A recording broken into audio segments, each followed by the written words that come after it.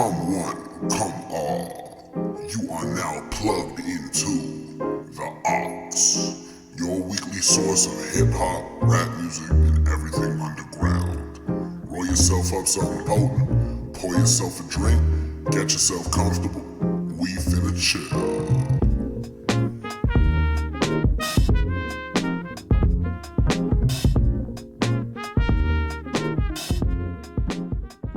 Hello, everybody, and welcome to a very special episode of the Aux Podcast.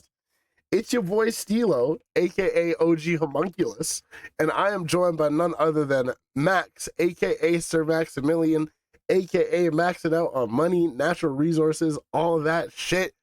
We're coming to you live in the Lord's year of 2026. Fucking here, geeking. Yeah, man. Yeah. How you feeling today, Max? I took a bite of my donut at the wrong time. Right on, man. I'm chilling. Yeah. We were just talking. I'm a little sick, but that never stops the train. The only thing that stops the Aux Podcast train is someone oversleeping.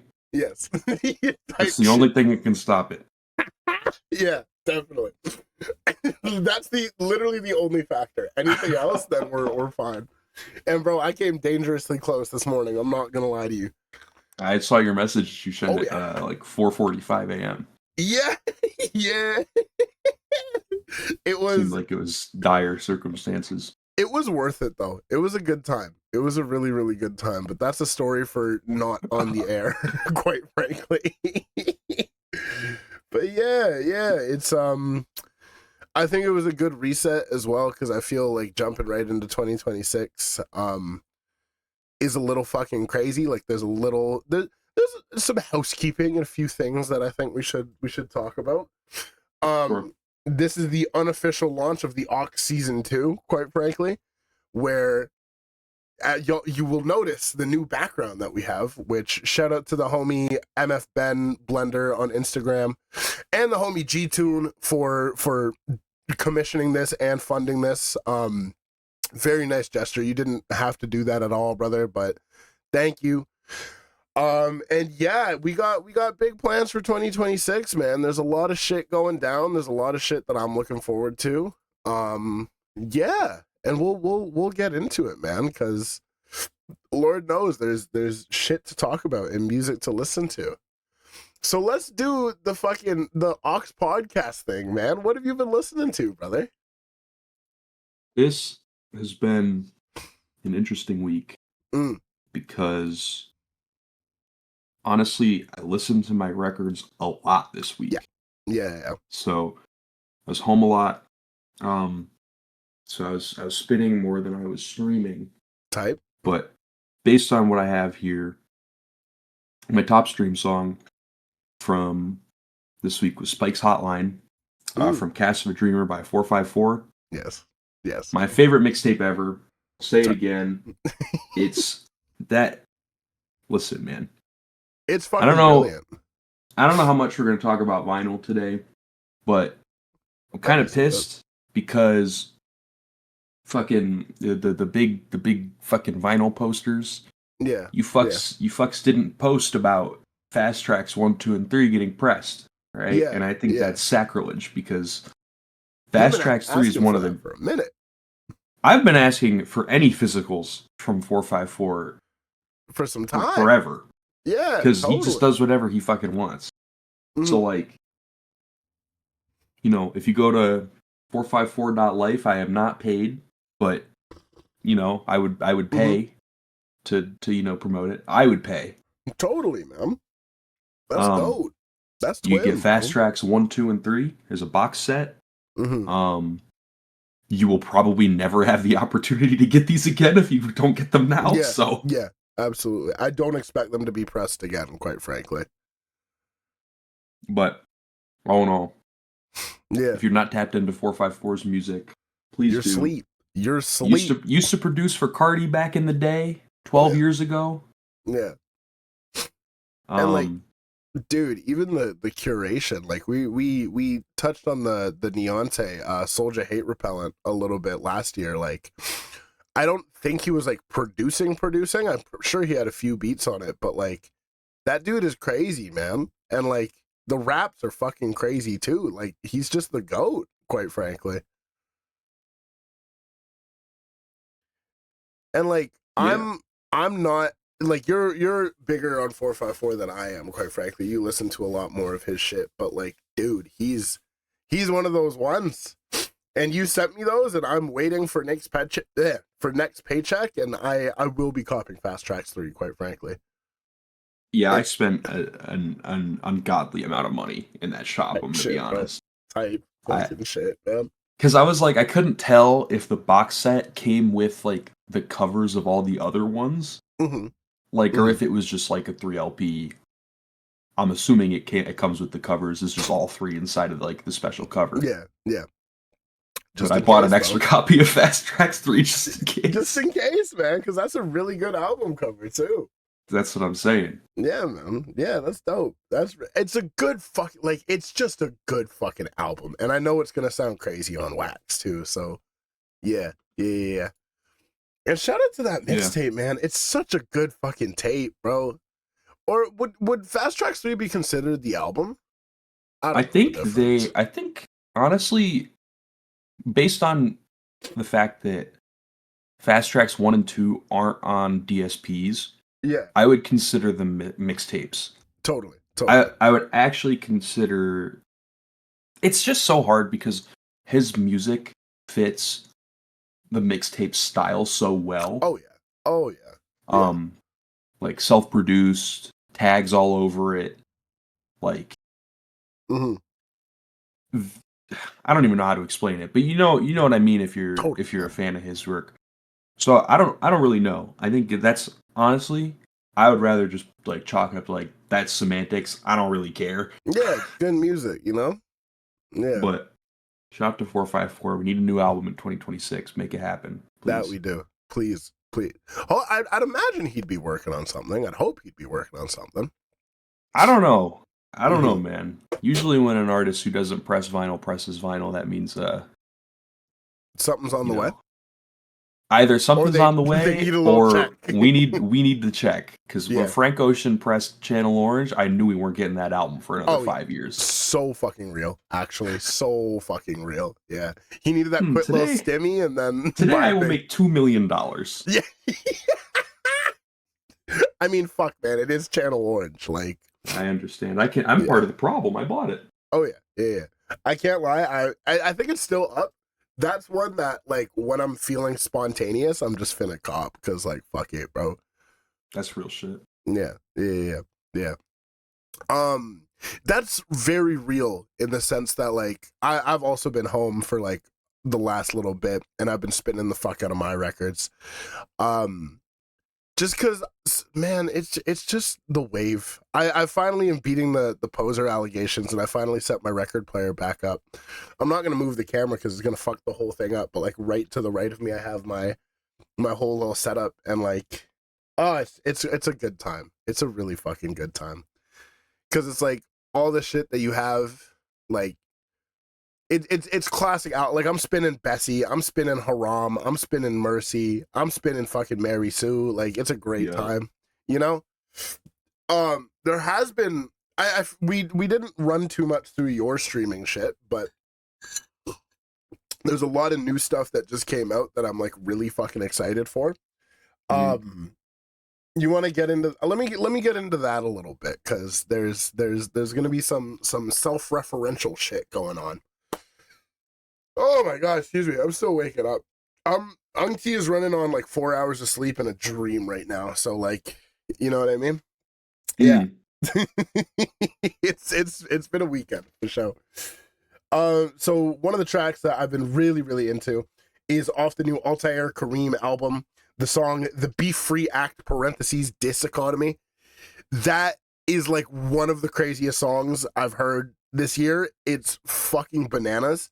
She's on some like southern shit. Like it's just a good time. It's just a good time, quite frankly. I'm out here in the office shaking ass to it low key.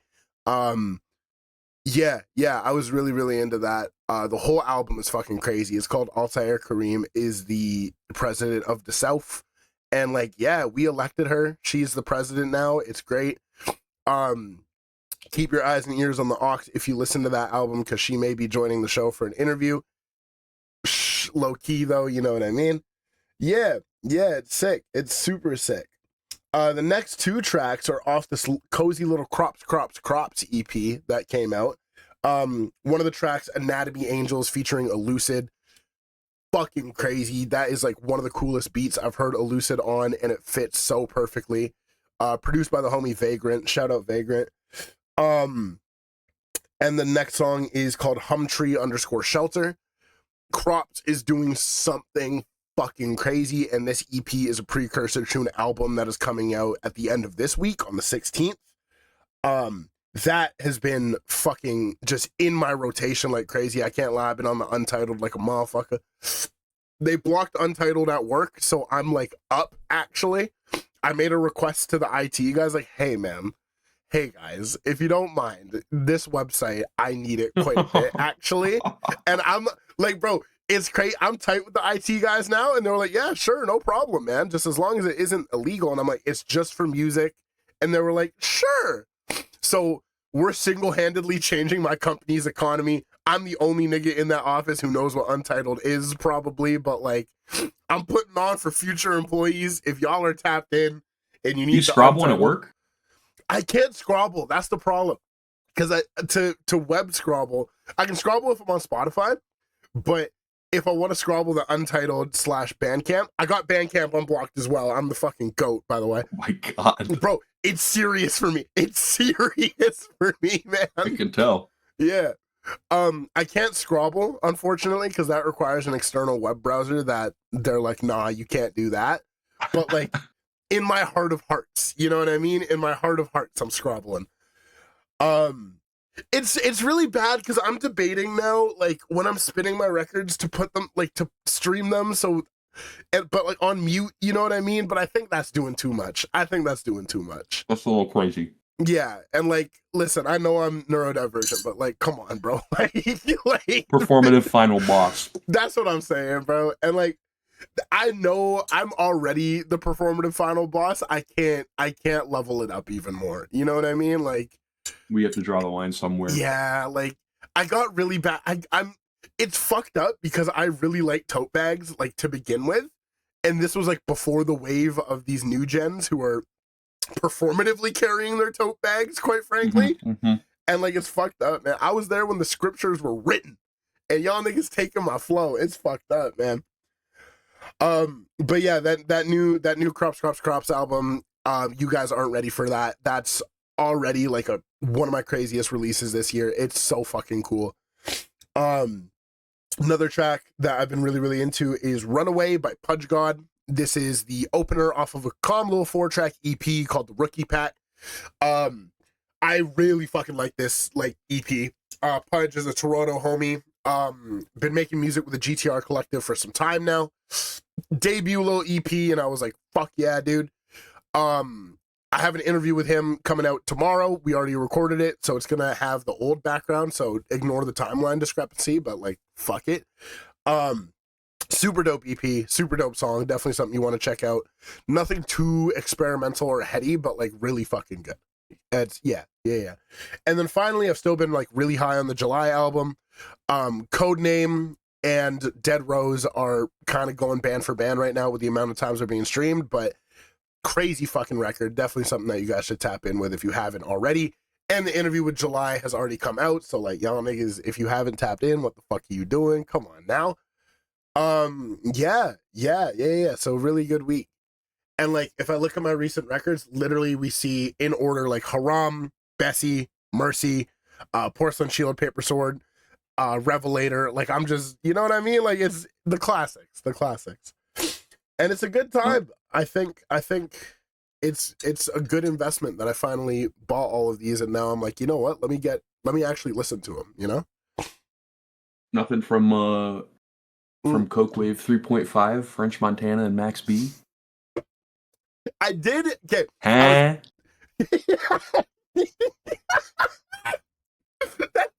surprisingly good French Montana ad-lib. Right on. Thank you. My brother, the same one who's a Larry June The stan, Larry June Strongest Yeah. Soldier. he's also French Montana Strongest Soldier. Oh my god, Like, that's a terrible combo. It is.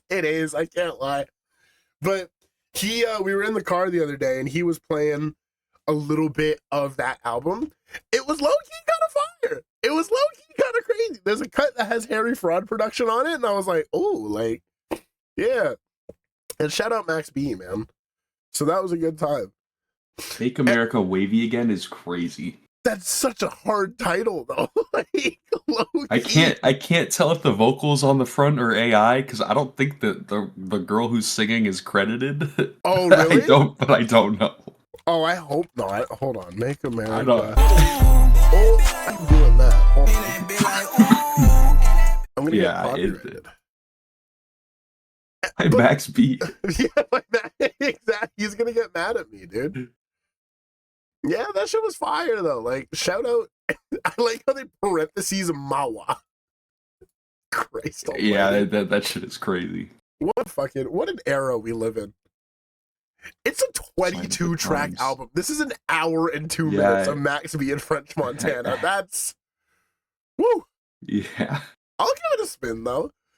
Okay, this album cover looks a little AI to me. It's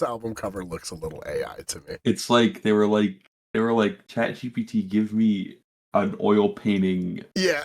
Fucking they tried to make it look like someone drew it. Yeah, but like that and I don't think they don't got internet our way out of this, because that's a little blatant, quite frankly. Well, Max B was in jail for 15 years, so... Yeah, we'll cut him some slack. But French Montana, I'm never going to forgive you. I've made my peace, so I'm never going to forgive French Montana. I was about to say. That's been the case for a long time for me, too. I can get down with the Larry June songs, peace to my brother. I cannot get down with the French Montana, man. Like, not a fucking chance, dude. Yeah. But like in all seriousness, I think that actually kind of perfectly transitions into crazy a little bit. I think 2026 we're going to have a lot of really good music coming out, quite frankly. Like, Max B is free. Lord knows what he's going to do. Surely there's going to be more music on the way. And we're already starting out pretty strong, all things considered. Like, there's going to be a lot of shit dropping. What did I see get announced recently? I saw some shit get announced not too long ago. And yeah, like, there's some stuff specifically I'm excited for. Yeah. A lot of it doesn't have release dates yet. It's all just kind of to be determined, right?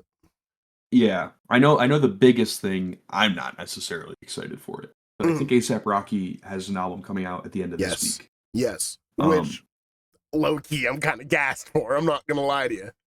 Listen, apparently the vinyl is already touching the shelves in Target, and people are buying them. So whoa. Okay. Yeah. Right on. Because when Target gets exclusives, those employees don't know any better. They take them out of the box and they put them on the shelf. Yeah, totally. They don't understand the rollout, man. They don't understand it's serious. I saw a bunch of pictures of people like with them in hand. So people have heard the album. I hope they didn't do the thing where, the pressed vinyl is the unfinished version of the album. Yeah. And, I guess that's more of a question to when Rocky actually finished it. It's been like 6 years. No, it's been like 8 years. So yeah, I think testing was 2018. So, which is fucking wild, all things considered. I'm hoping that means that there's maybe a finished album on that vinyl. So that's the big one. Are you a big A$AP Rocky guy?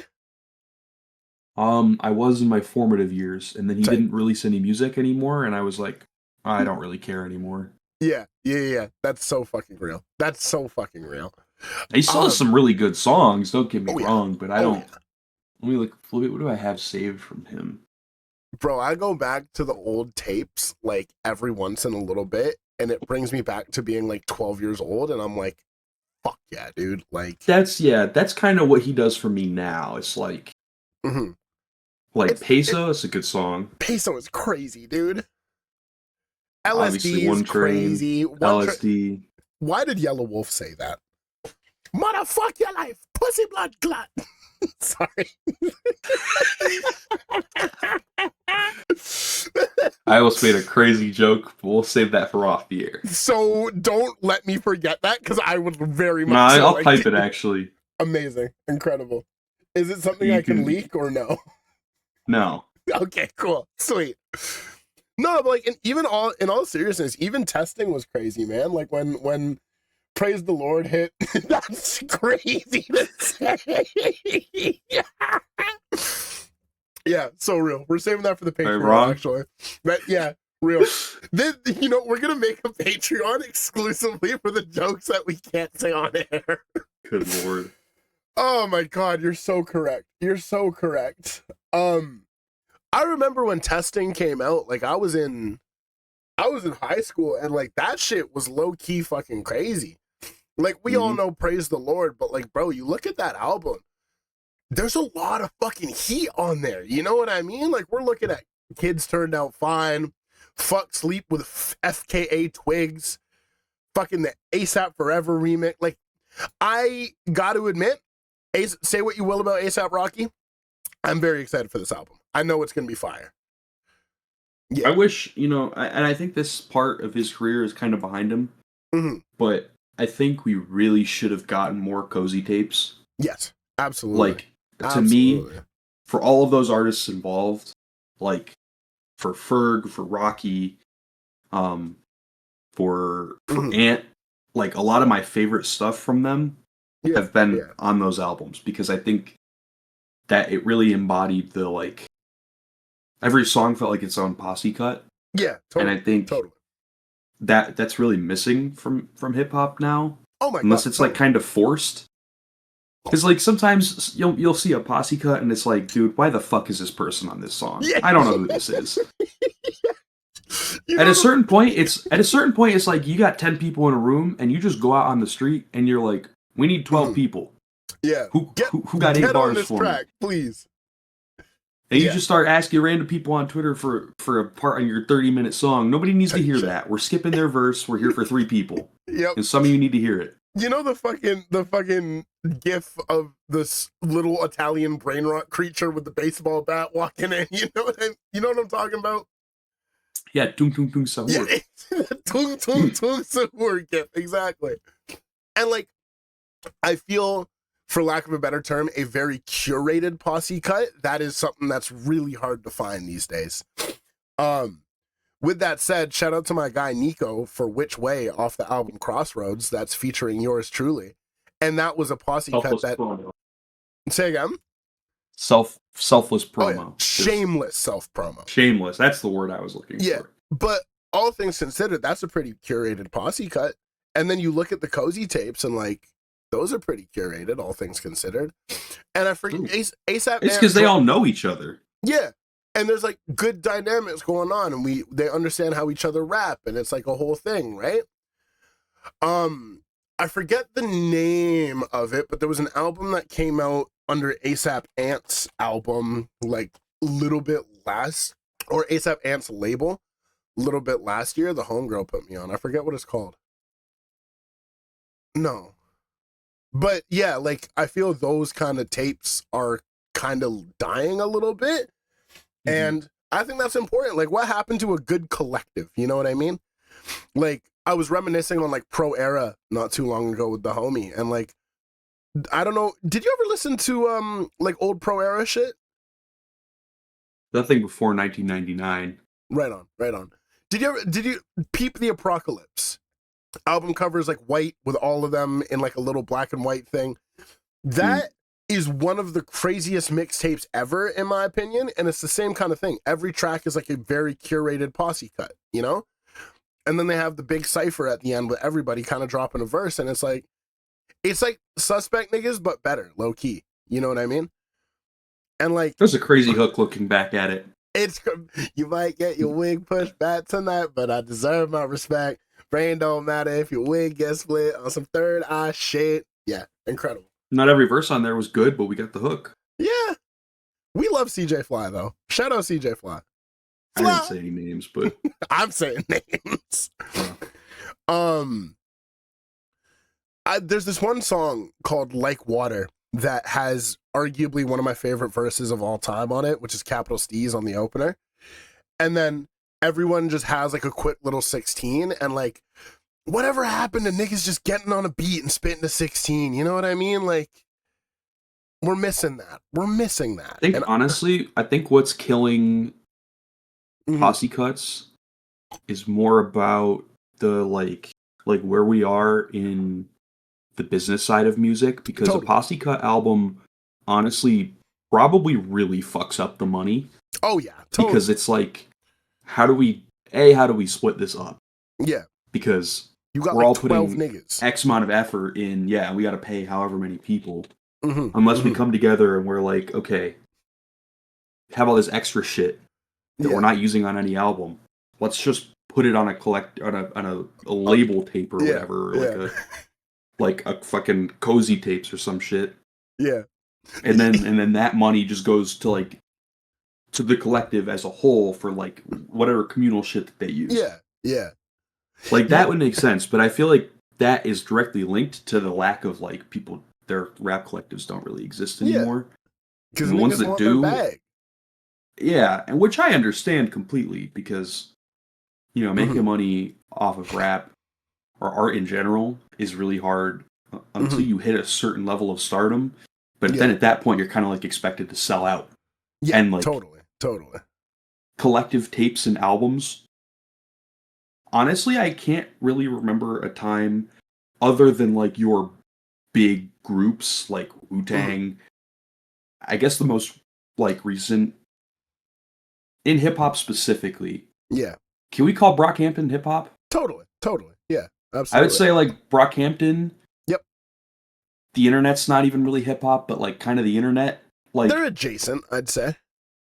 Those two groups kind of like embody the last push of like group hip hop that operates more of like a collective of a bunch of artists who now have solo careers and like have ventured off to make their own money.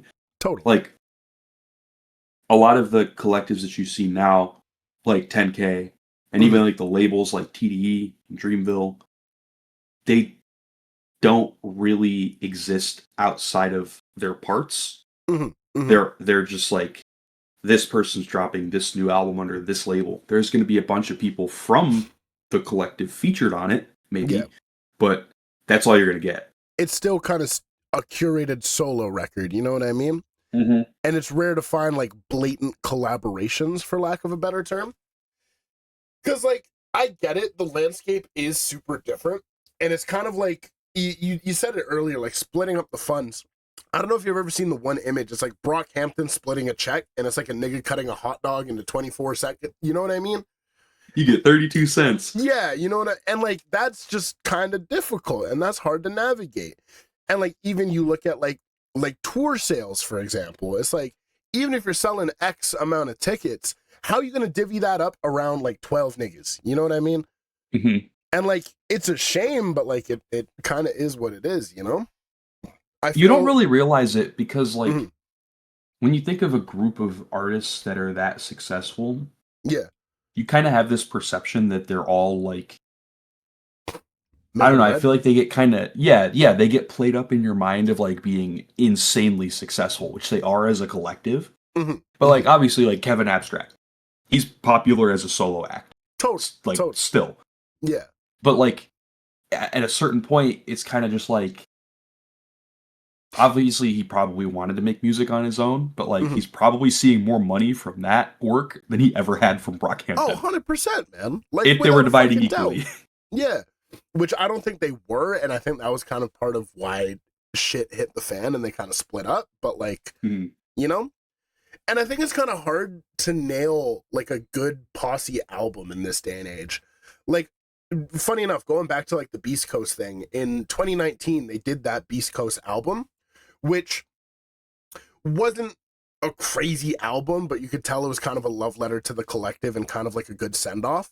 But like, super unfocused or what, you know what I mean? And that's the nature of getting fucking 14 niggas on one album. You're not going to have like a thematic through line unless you're all super locked in, which just isn't really gonna happen for like a mixtape style thing.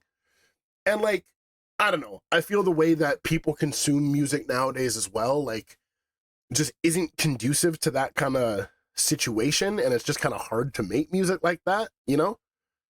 People don't give a fuck, honestly. Yeah, Like, the I'm average saying. consumer doesn't understand why posse cuts Mhm. and like collective albums are important. Like the And purpose of them, you know?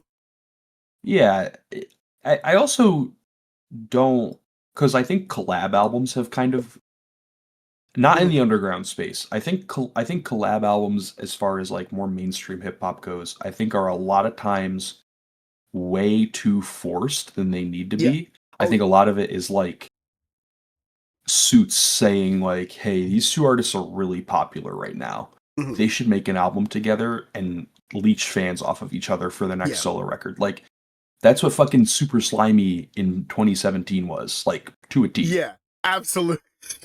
I haven't thought about 'Cause, like, Super Slimy in a fucking minute, bro. and there's a reason for that. There's a reason for that. Yeah. A, it wasn't that good.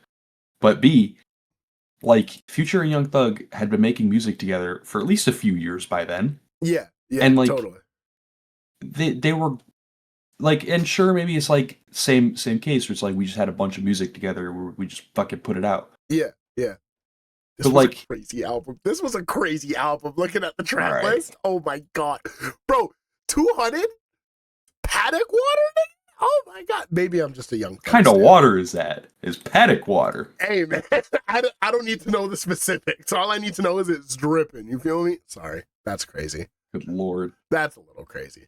But yeah, no, totally. Like, a lot of it could just be Lucy's. A lot of it could, like, I feel outside of underground spaces, those collaborations don't exist out of like love for the art / you know, appreciation for the music. You know what I mean? Like, I'm looking at like Contacting, Sun Mundy and Sasko. You can tell those two really wanted to create a special body of work. I don't really think that fucking like Sabrina Carpenter and Billie Eilish give a fuck about each other. You know what? I don't know if they have a collaboration. I don't think. I don't know that. I bring this up as an example, and it doesn't necessarily have to do with anything with the artists involved. Yeah. I just think it is the most clear example of like label pushing and being out of touch. Mhm. But the fact that Doechii was on the fucking Timeless remix with Playboy Cardi and Yeah. The Weeknd is like, why does this exist? Doechii's fans didn't even want this. Yeah. Like, yeah, nobody totally. involved thought this was a good idea, and But- you wanted to release this. And All it it did still was exists. give shit PR for everybody. Yeah. 'Cause Yeah. nobody liked that shit. You can tell it's a little fucking soulless, right? And like, I like a lot of the Doechii songs. I like the Doechii record. She, like, you know what? I would much rather see her on an Egypt remix, low key, because that was And actually that's exactly curated, what it is. you know? Because it's like, you can also, honestly, some artists are better at hiding it than others. You Mhm. can tell when an artist doesn't want to be on a song. Oh, totally, bro. Totally, bro. The amount of phoned in fucking features I've heard, bro. Good lord, man. I'm not gonna leak anything, but a friend of mine copped a verse from a pretty notable rapper in this underground, and it was the most phoned in dog shit verse ever. And it's like that's kind of more an indication on the kind of artist that dude is. But like, there's a lot of times where you hear those features and you're like, all right, man, you know, like, I was excited to hear X rapper on this beat, but he doesn't really give a fuck. So, you know, I don't want to name names. Yeah, but of course. Yeah, there's we don't need to definitely air anybody out. But yeah. It's like, I will it's like- say, though, yeah, I think the biggest thing is in cases like that, I think it's just it reinforces the importance of having two artists in the room when they're making music together. mhm, Because like, and honestly, the like fucking pay for features culture has kind of shot this, because like, Yeah. a lot of like popular but underground artists will just like post on their Twitter or on their stories like doing verses or selling beats, Mhm, mhm. have payment ready immediately. yeah, And it's Yeah. like, dude, you're gonna sell me some bullshit. You're gonna make me Yeah. pay for this before you send it to me. It's gonna sound like ass. And the only thing it's doing for me is having your name on it. Yeah, and I'm down $500. You know what I mean? Right. With that said, I think there's a lot of artists who have some honor in their game. You know what I mean? Like, I know a few artists who've copped Lucid features, for example, and they're fucking crazy features that fit in with the thematics of the song and the album, etc. Like the homie Ellis, when he copped the Lucid feature for his EP, Lucid sat down and listened to the whole thing and was like, all right, bet, and then picked a song and then wrote his verse curated around the thematics of it. But then you get other niggas, I'm going to tell you who it is off the air, who get on a verse and then just say some bullshit for a 16 and then that's it. You know what I mean? And that's just not cool. That's just really not cool. And obviously that's more, I'm just going to type it because it's funny. That's more that's not surprising. Not surprising at all, right? Like, yeah. I think it's more indicative of like kind of the honor in the game, for lack of a better term. And I was going to go a step further. Yeah. It has, this is direct, if you do shit like that, it is directly related to like your self-respect. Yeah. Because like, if you are willing to take payment from somebody who very clearly doesn't get paid as much from their work as you, respects your work, and you take a shit on the beat because you know no one's going to hear it, like compared to like your regular listener base, you're like, a piece of shit. You have not only that, you don't have any respect for the music you make, because doing shit like that is just like, I'm going to go on a mic and I'm going to say some bullshit. Mm-hmm. What is that? Like, all that does is take away from my credibility. Totally. I've heard artists do that where they have had a dog shit verse on something that's just fucking terrible. And it's like, there's no way that you sat down and you recorded this and you got paid for it. Mm-hmm. And you think that this doesn't reflect on you poorly. Oh, totally, man. Totally. Like, it's fucking crazy, man. And it's one of those things where, like, it really goes to speak. It's the respect thing. Totally, it's the respect thing. Because if I hear that, and then I think about it, I'm like, I know you're capable of better. You don't respect this artist enough. You're just trying to get a bag. And, like, yes, I think that goes against what makes rap music good. You know what I mean? Like, maybe I'm a little too preachy. Maybe I'm a little too kumbaya. But it's like, if you're willing to go and just drop some bullshit, like, how does that make me respect your solo work? And how does that make me respect your credibility as an artist, right? Yeah, if you don't respect your work, then why should I respect your work? Exactly. And that's why, like, big shout to Lucid, because I've heard a few of that wave of features that he did that was just kind of copped. Every single verse is fucking insane. You know what I mean? And you can tell he put, like, effort and care into it, you know? And that's the thing, is like, it's because Lucid is proud of himself and the rapper that he is. Like, yeah, totally. Like, he knows that, not that he has a reputation to uphold, but like, he's very conscious of what he puts out, because he knows that it reflects on him, like, in his embodiment of work as an artist. Yeah, totally. And it's like, I will, like, not that I think that that's the standard, but that's kind of the standard for a situation like that. 100%. Like, 100%. The same way that anybody who, you know, has an everyday 9 to 5, you can't just pick a day to not want to do your job. Like, And at that point, don't go to work. Like, if you're not going to do anything, don't go to work, because you're not doing anything for anybody. I was about to throw shit in your pants. I was about to throw shade at nobody I work with listens to this. So, like, but like, yeah, you're spitting, bro. Because it's like, why the fuck are you even here then? You know what I mean? Like, right. Yeah, totally. I don't know. It's one of those things. I feel as the music landscape evolves, I understand you need to get a bag. I understand streaming pays you pennies, but it's like, have some respect, you know? Have some respect. Especially if you're charging 500 bumba pussy your ass clot dollars, you know? Like, fuck me, bro. I feel so bad for the friend in question who copped that verse, because, like, it never saw the light of day.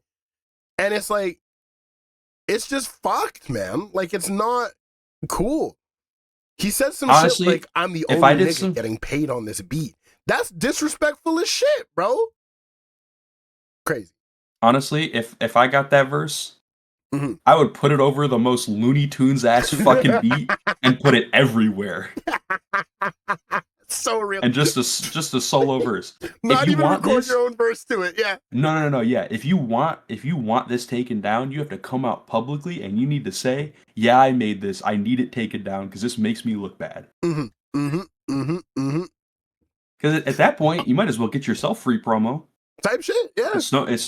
And honestly, it's a situation where like you could throw all respect out the window because this person never respected you. If they're saying shit like that on your song that you paid them to come on, then what the fuck they don't respect you enough to fucking to deserve anything but the worst. So to the homie who I'm speaking about that verse, I know you're listening to this.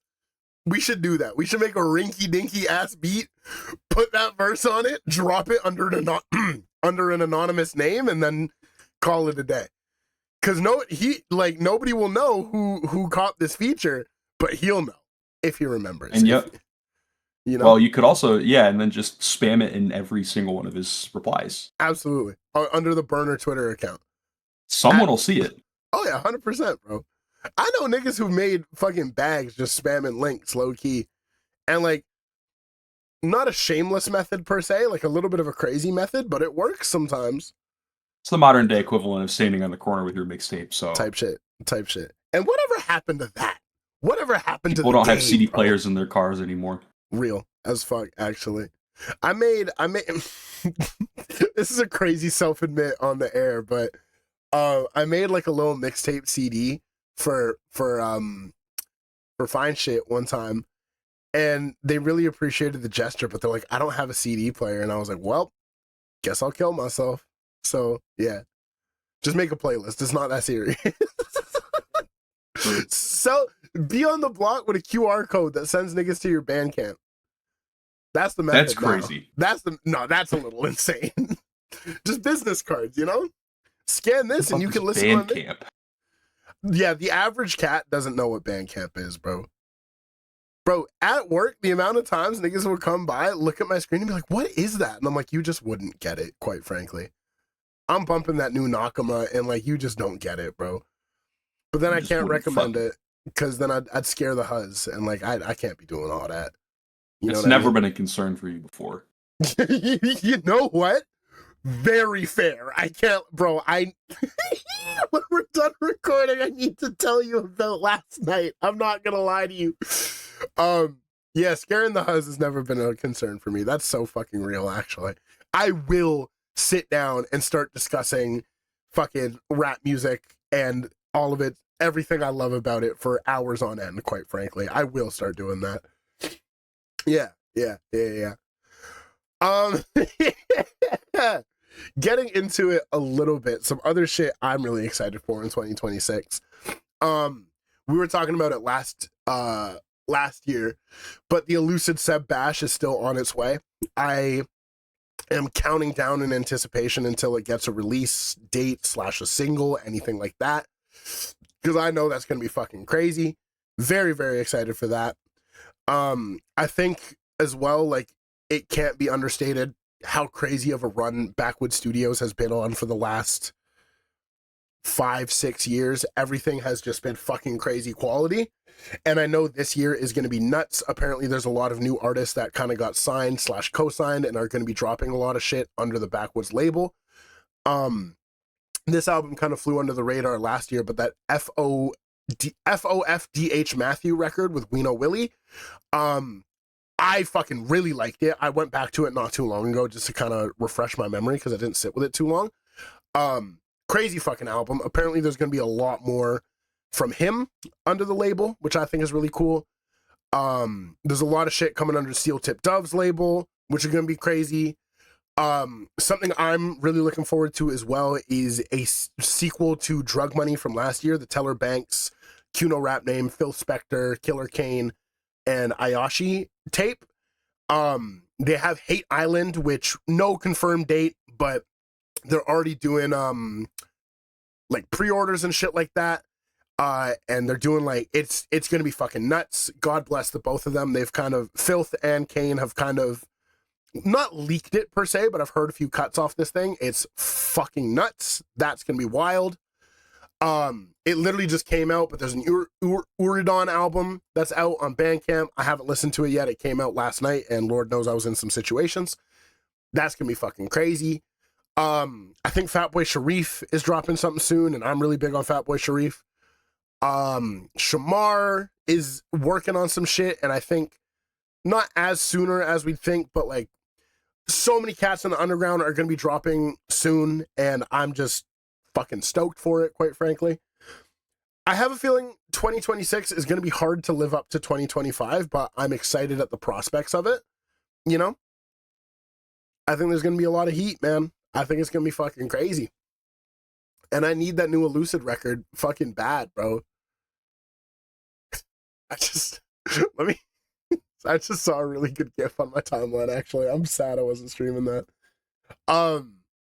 Yeah, man. I think it's going to be dope. I think it's going to be really, really cool. I'm sure Pink Sifu got something in the works. I'm sure Mike has shit in the works. Like, all the cats that do, like, a good yearly drop. You know what I mean? Yeah. Yeah. It'll be a good time, I think. It'll be a really good time.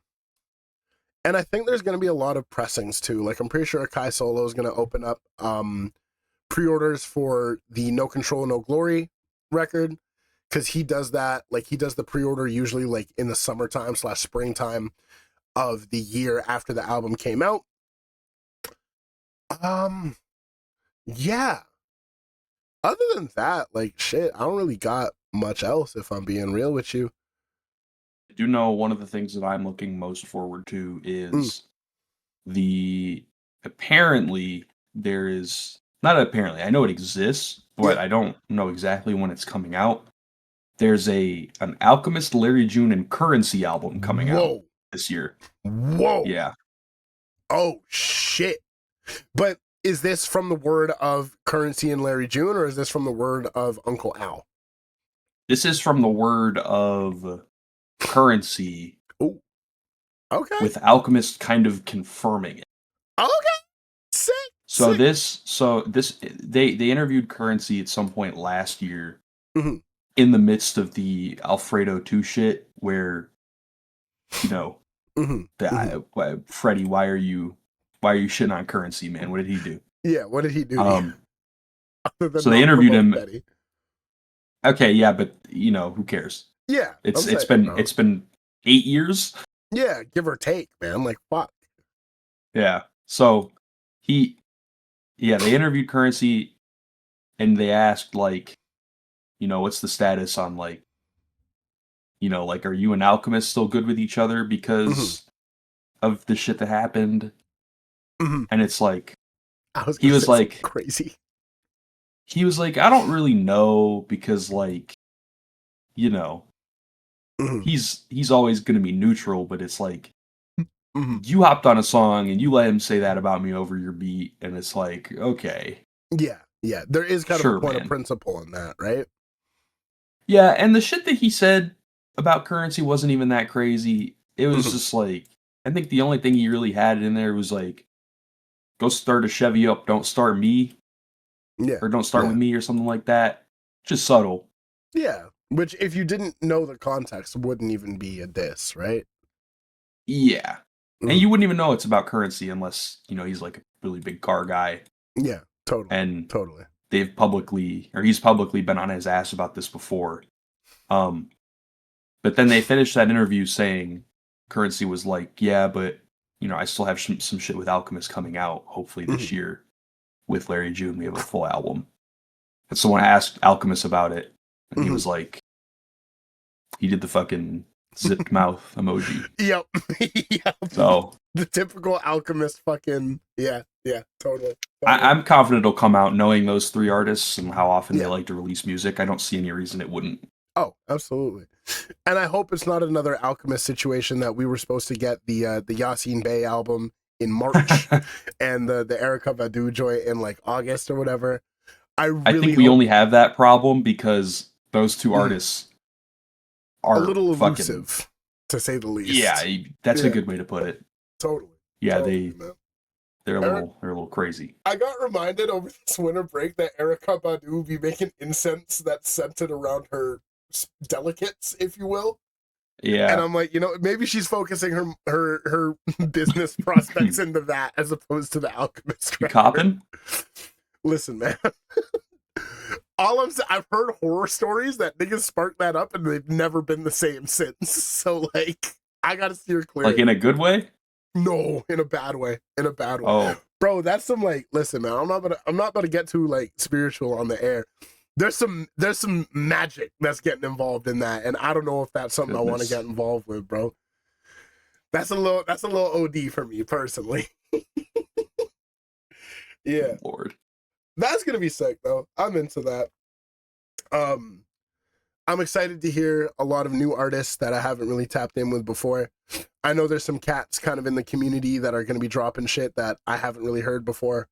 So I'm really excited about that. A lot of people have reached out to me with like pre-releases of their shit or just like samples of their shit. So there's gonna be hella interviews because there's a lot of shit going on that I think is really, really cool. A lot of the homies dropping. Yeah.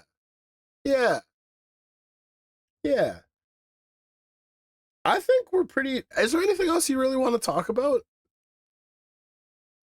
Because I'm specifically or relating to our topic, not really. Yeah. But I mean, I don't know if you have anything else, but not really, no. Because if I'm being real, I think it's low key kind of better to keep these episodes a little bit shorter.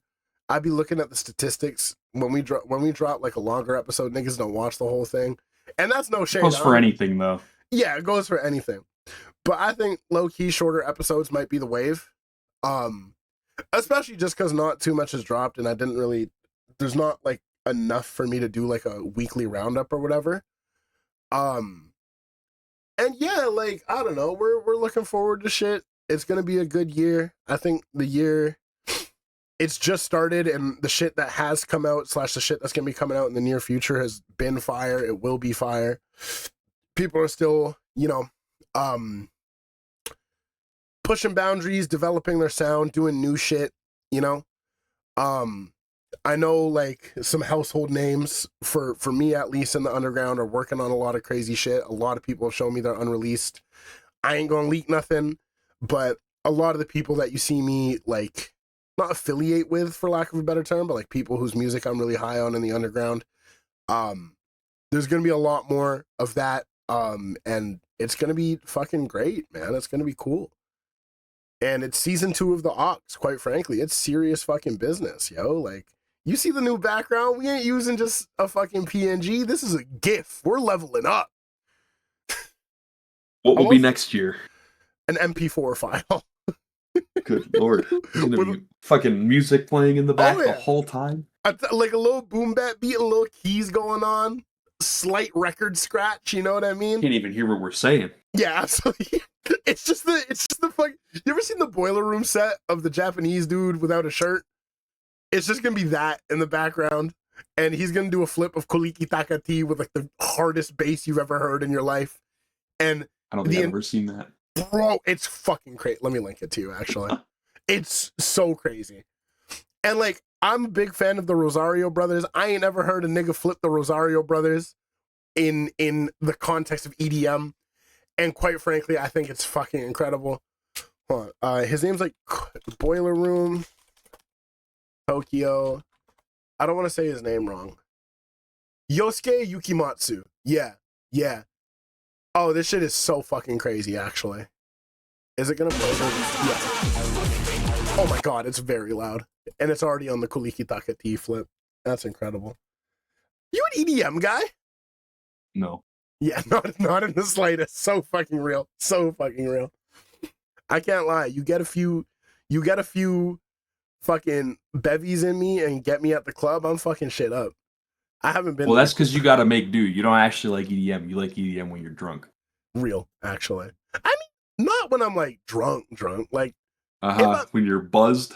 If I'm a little bit wavy, I can get down with it. You can get down with anything. You're a little wavy. That's the point. Yeah, real, actually, real. Bro, I went to like I was thinking about it the other day. I went to like a whole ass fucking prog rock show last year and went crazy in the mosh pit. I don't really be doing that. I was doing that because I was high as shit and I was like, fuck it, bro, we ball. You know? And I think that's kind of the mindset I'm going to be bringing 2026 in with, is just fuck it, we ball, you know? Because, like, fuck, man, like, life is short. I'm just going to have a good time, you know? And I'm working on this fucking album, and I've been saying that for the last 3 fucking years, but my shit is, like, close to being finished. I'm really excited for that. I'm really excited for people to hear it.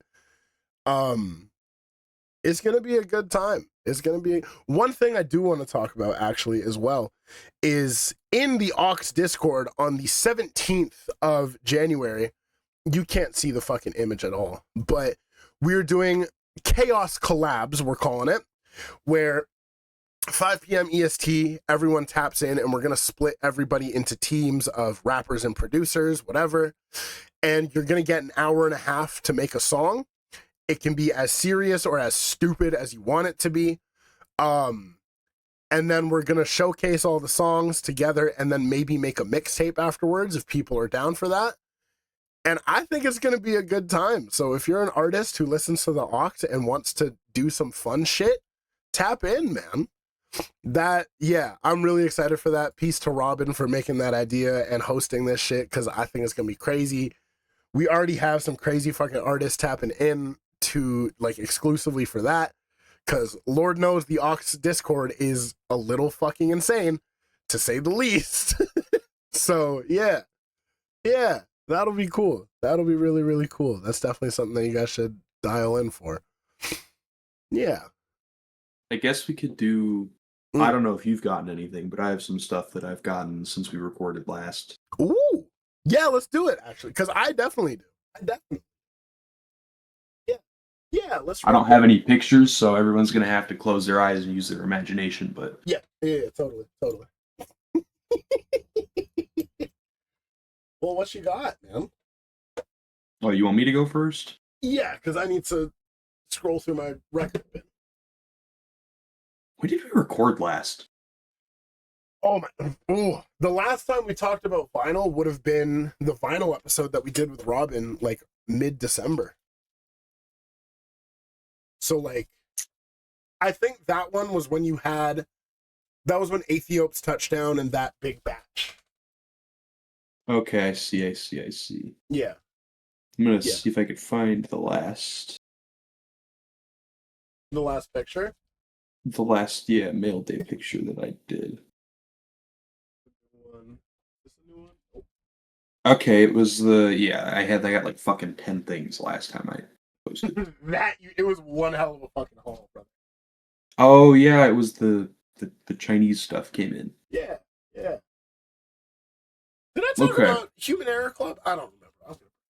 No, I don't think you did. Sir, I'm listening. I think unless you did on your own. I don't know. So 2 that I picked up from just the record store around here. Mm-hmm. I got "Won't He Do It" by Conway the Machine. Ooh. Honestly, not my favorite album, but it's still pretty good. It's got some pretty good songs on it. It was pretty cheap. His 2023 album. Yeah. Usually if I ever see some like actual Griselda stuff in the wild, I'll get it because chances are it'll have at least a couple good songs that I fuck with. Yeah.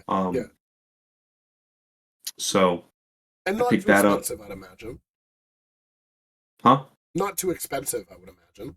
No, not at all. Yeah. It was a 2 LP, but it wasn't. I think it was still like only $30. Oh, beautiful. Just not too bad.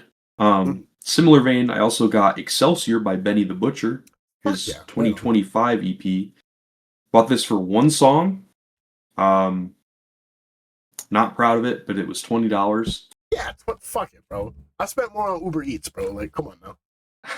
You know what I mean? Like, yeah. That's kind of how I rationalize a lot of purchases these days, and I know that's not good, but is what it is. Yeah, I got it for the Duffel Bag Hottie's Revenge, featuring Boldy James. That's Boldy's best verse from last year. Yeah. That shit is fucking crazy.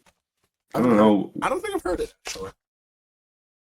I mean, you hate Boldy James, so I don't hate Boldy James. you do. He hasn't moved me in a while. That's all I'm saying. You hate man. him. And I listen to like fucking you know the shit I listen to and moves me. But yeah, real, I do hate Boldy James actually. Fucking hate Boldy James. This is where the Twitmonger starts to come out. This is where the allegations start. This is where the Boldy hate train. I'm fucking cooked. Is there a Boldy James and Larry June song? Does that exist? I feel like it should. It's on some Alchemist album. I Yeah, mean, somewhere. the Boldy albums would have been too old. Yeah. Because I feel Larry June kind of popped off within the last couple of years, no? Relatively. Not really. Yeah, okay. He is on The Great Escape. Yes. I forgot. Yes. That's Fucking a art great talk. album. That is a great album. It was honestly probably my favorite thing that came out in 2023.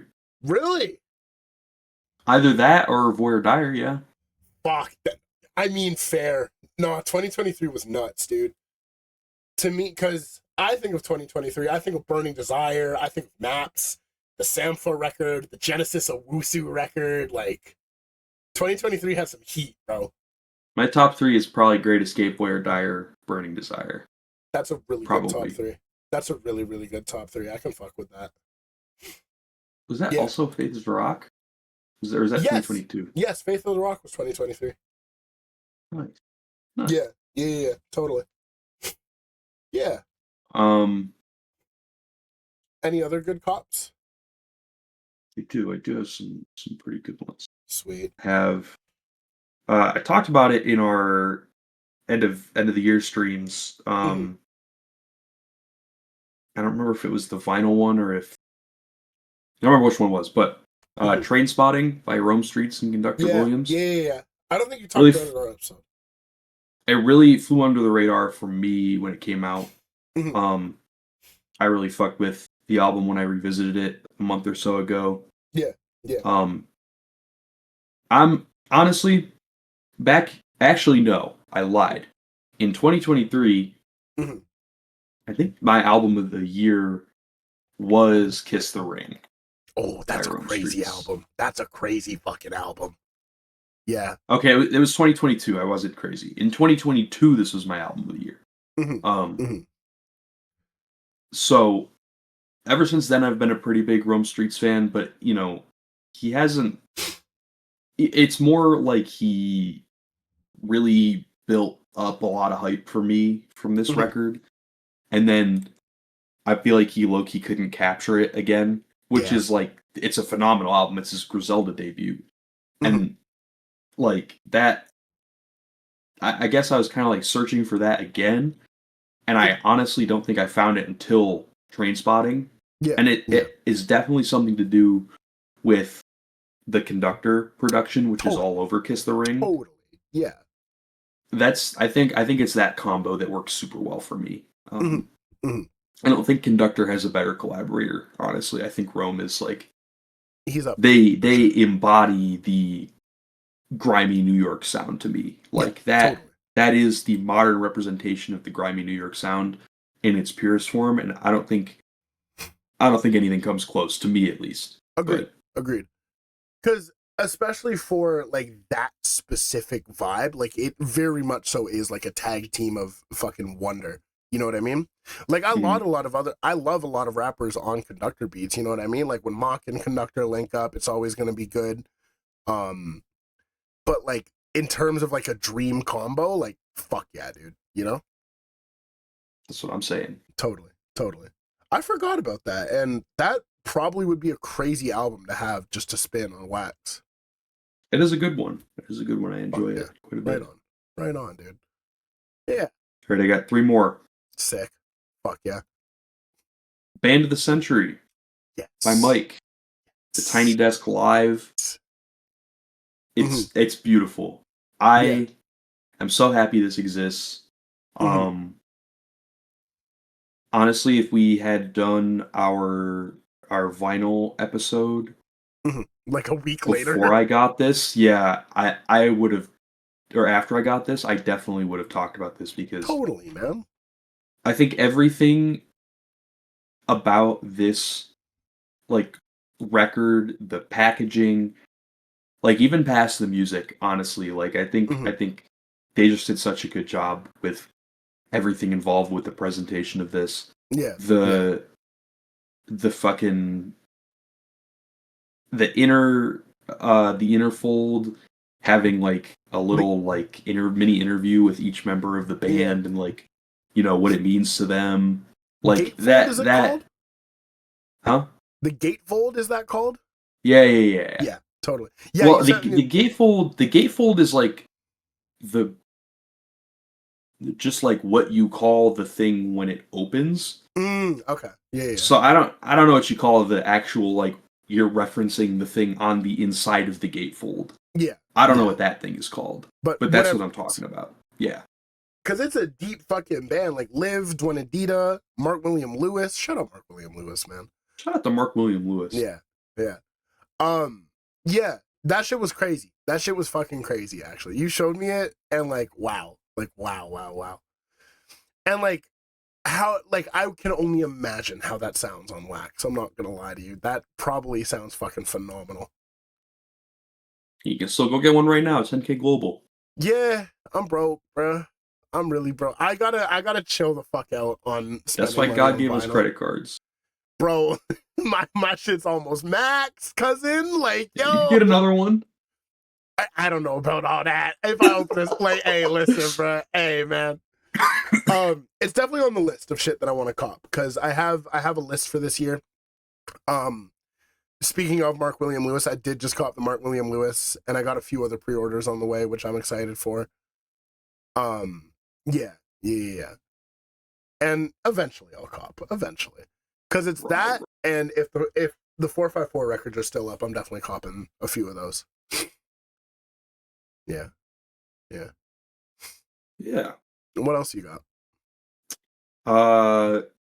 My big pickup of last week was the Tears of Joy box set. Yes, I saw that. I think you sent a picture of that, actually. I can pull that up. I did actually. I sent a picture of my last two, I think. Hold on. Yeah, I did. Yeah. Because you have the other one, and then who the fuck sent the gif of the guy with the funny hat? That was you. Okay, right on. No, that was me. That's a good gif. Cam, yeah, that's his name. That's a really good gif. I'll pull up the picture of the Tears of Joy box set because it's fucking crazy, dude. Bet. Oh, fuck. So Tears of Joy box set. The only way that this album exists, physically, is this box set. It's 6-7 inch. Oh my god, it's 6-7 inch vinyl. 45s. Honestly, a very inconvenient way to listen to the album, which kind of sucks because it's definitely one that needs to be listened to front to back, but you have to flip it every 5 minutes. Yeah. So, to be completely honest with you, I have not spun it, and I don't really know how much I ever will. But it's more of a collector's piece for sure. Yeah, totally. Because of, what this album means. I think it's, in terms of Mike's artistry and who he is, I think it's probably his most important record. Yes, totally. That got him to make the music that he makes now, if that makes sense. Oh, yeah, without a doubt. So, I invite everybody to listen to Tears of Joy. I think you learn a lot about Mike as an artist. You can see a lot of the roots in his production on Tears of Joy. And Tears of Joy, I believe, came out after Renaissance Man, right? It was 2019, I think. And Renaissance Man was 2018, if I'm not mistaken. Yeah. So, Renaissance Man, I feel like, was way more, like, I hate to use this word, but, like, lo-fi in production. Like, totally. There were way deeper basses. Like, it was a little less, like, focused and a lot more experimental. Tears of Joy, I feel like, is more Mike kind of getting into the bag that you can really clearly hear on Way to the World, that he's kind of like evolved and grown into what he makes now. The more of like the sample chops and the things of that nature, and like the way he goes about chopping them, for lack of a better term. Yeah, like the super messy chops with like the vocal samples, Mm-hmm. with like the very distinct like mic low key, like tinny, grainy, distorted mic. Yeah. Like Absolutely. I feel like that started on Tears of Joy. Yeah. In Bro, a very like, Scarred you know, Lungs is one of the craziest. that Like, beat, fuck both me, of those dude. beats. Crazy, dude. Crazy, man. Yeah. Yeah. It's funny, you mentioned Tears of Joy not too long ago. Just I forget what we were talking about, but I went back and listened to those. Bananas, dude. Like, actually fucking bananas. And like, it really goes to show the quality of work that Mike has been dropping, like, literally since he started as an artist, man. Like, bro, Parks, man. Yeah. Summer 17, it's like basketball, dude. It's like basketball. Oh my god, yeah. Yeah, this is a crazy fucking album. This is a crazy fucking album, dude. Oh, it's brilliant. It's fucking brilliant. And yeah, I can't lie, 6-7 inches is insane, but like, that's neither here nor there, quite frankly. Yeah, I hope Mike has publicly said that I don't know if it applies for this, but the reason that this box set exists is because it was the 5-year anniversary pressing, so it came out in 2024, because the album came out in 2019. And he's publicly said before that the only way that he would ever do a May God Bless Your Hustle repress would be for charity. Totally. So please. I don't know if this kind of falls in the same vein. Like, I would honestly really love a world where all of Mike's work exists, right? Yeah, in in a listenable form. Not to say that you can listen to it, but like, you're spinning the fucking, you're flipping it after every 3 tracks, like, you know? there is 1 or 2 songs on every side. Yeah. That's it. And like, that's cool and all, but there's like, 12 sides. Yeah. Like, boom. Doing that shit like pizza, bro. Yeah, you almost have to sit in front of it. Yeah, totally. Bro, there are times I'm working where I'm listening to shit and I'm too lazy to flip it, so I'm like, fuck it, I'm listening to side B again. Fuck it, bro. And then I just, like, for a lot of the 2 LPs that I have, I'm like, you know what? Yeah, I'll listen to this last 4-track run again. You know? Yeah. So like, hey man, I get it. I fucking get it, bro. And like, yeah, I'm still fucking fiending for a Weight of the World pressing, bro. I need that shit badly. I need it so fucking badly, bro. I think it'll come someday. I really thought it was going to be 2025. I really thought he was going to do a 5-year anniversary pressing. Yeah. But is what it is, I suppose. Yeah. Right. Just know, when we're both big Mike pay pigs, when that shit comes out, please, big bro, please. Oh, absolutely. Yeah. Shout out to I have one more that I know you also have on the way, or that you ordered. I want to kiss his bald head. Sorry. That's crazy. Mark William Lewis, man. Mark William Lewis. I love this album. This is so like good. Honestly, when I first heard it, I wasn't really sure what to think about it. Yeah. But like, it's like, it's familiar, but like unique in its own way. I feel like totally. It really has the like indie singer songwriter thing going for it that we've heard a million times in pop, but it has like the I think the harmonica adds a lot on a lot of the songs. So much, dude. So much, man. And it's like, oh my god. Yeah. It's one of those ones, man. It's a special fucking album. It's a special album, man. Oh my god. Yeah. It really feels like this is the music that like reinvigorates a like dead part of my brain that fucking hates some of this type of music. Type shit. Yeah. But it makes you appreciate it, right? Like, I think the execution of it is fucking brilliant. And like the sonics and everything he's playing with is like so good, dude. Like the song Petals is crazy. Yeah. And it doesn't like a lot of the album, I like when albums do this where they sound like themselves, but none of the songs sound like themselves. You know what I mean? Right. Where you have like a vibe that you're operating in, but different situations going on within that vibe. I think it's so hard to capture, but he does this shit fucking brilliantly, man. It's hard for me to listen to sometimes because it really gets me in the yearning mood, and I'm not really trying to yearn right now. You know what I mean? True. But like, fuck it, yeah, it's brilliant, and I'm very excited for this to show up at my doorstep because the album sounds crazy to begin with. I can only imagine what it sounds like on Wax. Shout out to Mark William Lewis. Shout out Mark William Lewis, bro. Shout out Mark William Lewis, bro. Oh, honestly, rising up the ranks of my favorite person from the UK. Really? It's a really short list, but fair, yeah, fair. He's dope, man. Shout out to him. He's fun, yeah. Was I the one who initially put you on this album? I know you knew of Mark William Lewis. I think I knew it existed, but I don't think I was going to listen to it until you told me it was good. Thank you. That makes me happy. Because usually I don't really put you on shit. You're usually the one that either puts me on. So I'm happy that I have an album that like you really fuck with that I put you on.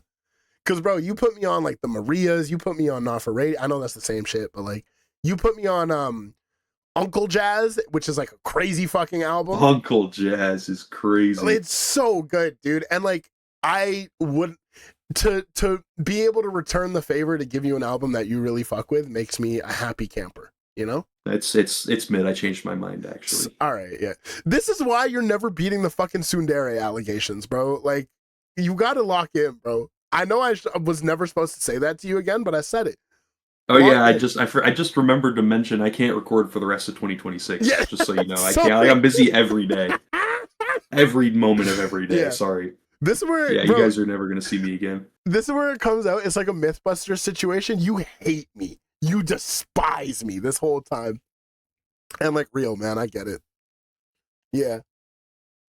Anyway, anyways, yeah. Yeah, what's next? I do have a bunch of stuff ordered. Yeah, but we'll talk about those when they arrive. When they arrive. I think I gotta go big camera mode for this because I want to show things off. The first release, I caught this in November, but I don't think I ever talked about it. But Human Error Club at Kenny Siegel's house on Wax. When I went to see Woods, they were opening. And that was one of the craziest like live sets I've ever seen in my life. It was fucking brilliant. Got a chance to chop it up with the guys. They signed my shit for me. Crazy fucking album. One of my favorite releases from last year. I know I put together like a big list and I kind of lumped a lot of the Backwoods releases together. This was definitely one that stood out to me. It's so fucking good. On Wax, it sounds fucking brilliant. Like it's crazy, dude. I think Nighttime, is still one of my favorite Elucid verses like ever. It's so fucking cool. And like that beat is just ridiculous. Crazy fucking album. Crazy album. Definitely something that you want to listen to. I don't think I ever talked about this when I got it, but this arrived in December, close to Christmas. But the Phenon flips of the Woods album from last year, I'm not gonna say it because I still don't want to say it. I don't know how to say it, but it's like the G but reversed. Crazy fucking album. Sounds so good on Wax. The flip on Dislocated with like the more like melancholy kind of beat is fucking ridiculous. The cut with Aesop Rock. Mengistu on Mascara on Mengistu rather, and like we talked about this album already, but like holy fucking shit, dude, this shit is so crazy, like so crazy. I gotta listen to it again. I kind of want to sit and I want to listen to the original and then that version back to back because I haven't done that specifically yet. It's a crazy dichotomy, but like it really is like hearing them within the context of each other It's fucking crazy. Like listening to one and then listening to the other back to back kind of thing is a crazy fucking experience. You copped that too, right? Yeah, I got it when it came. It took a while to come, but I got it. Because that was like October, I want to say, and mine came in like December. So they sold it on Halloween. It went up on Halloween. I don't think I got mine until December either. Yeah, makes sense. Makes sense.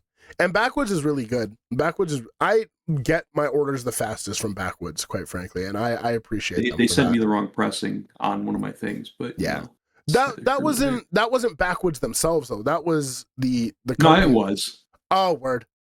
Yeah, it was. That's okay. I won't.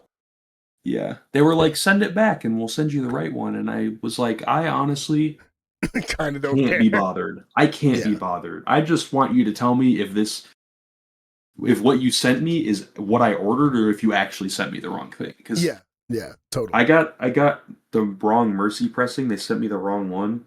Mm-hmm. They sent me the fucking citrus one instead of the rust alloy one. Yeah. And the citrus one kind of looks like could be the same color, but it looks like, vomit kind of. Yeah.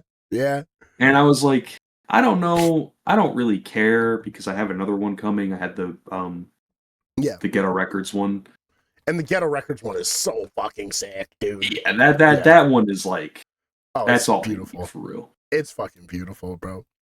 Yeah. I got 2 more releases that I copped. Peace to my brother Big Slug. He just dropped we talked about it on an interview already, but Makamat Al Mat. He did a 7-inch of this, a 45, and I was like, I got a cop. That's the homie. It's a crazy fucking EP. This shit sounds fucking insane on wax, for one. It's really fucking cool. It's the only 7-inch that I own, which is like kind of cool as well, because I get to hit the funny switch on my record player to make it go faster. I be feeling like fucking DJ Screw sometimes, because sometimes I just speed up a song and I'm like, yeah.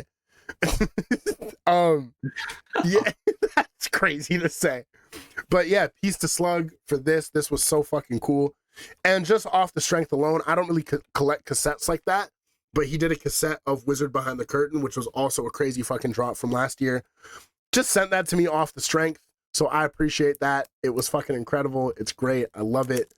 I copped the Cletus Strap record from 2024 when I seen him live at the Earl Sweatshirt tour. But I ended up sending it to a homie who's What Might Happen, it's called. Crazy album, by the way. Shout out Cletus Strap. I ended up sending it to a homie because I was like, you know what? He's a bigger Cletus Strap fan than I, and he didn't really make it to the show, so let me just bless him. But then Cletus announced, that's the wrong screen. He did another like tour pressing of it, so I was like, fuck it, let me just cop it there. I've been really big on Cletus Strap recently. That guy's fucking crazy. Really fucking good. He has a song called Blickman, which is like one of my favorite songs ever right now. Actually, it's so fucking good, bro.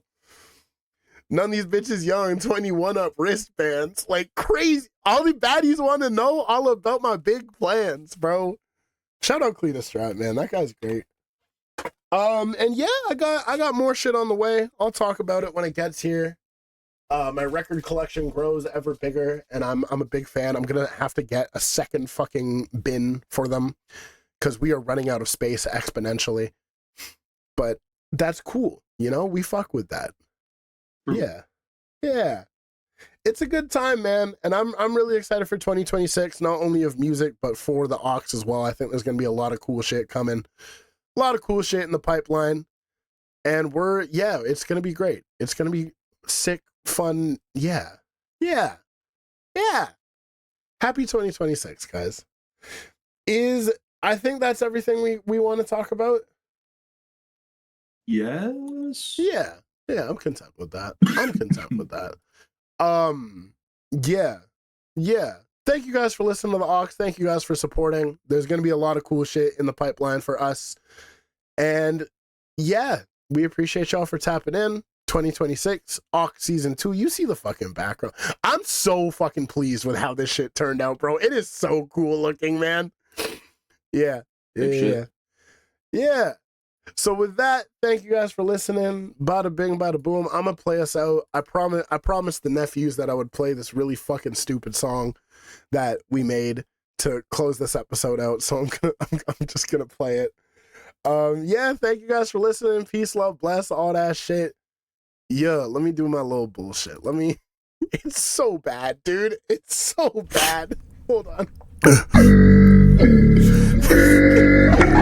Yo ho ho and a bottle of rum. Yo ho ho and a bottle of rum. Yo ho ho and a bottle of rum. Skibbity toilet bottle of rum. Walk the plank, you landlubber. Bottle of rum. Bottle of rum.